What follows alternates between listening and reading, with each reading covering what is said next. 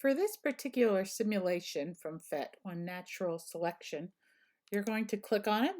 It's going to give you two choices. You actually want to go into the lab mode. Just double click on it.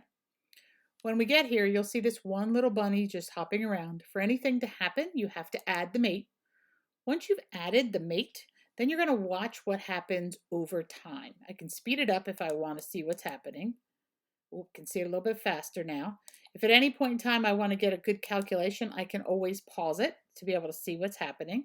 And then I can start it again and let it go on. Let me speed it up a little bit just so you can see it happening.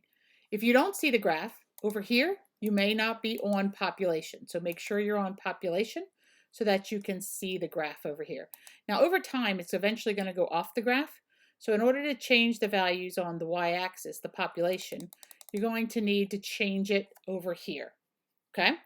You may need to change it a couple of times to see what happens. I'm going to pause it here. A couple other things you might need is at times we'll tell you when to add wolves or add some type of tough food or limited food.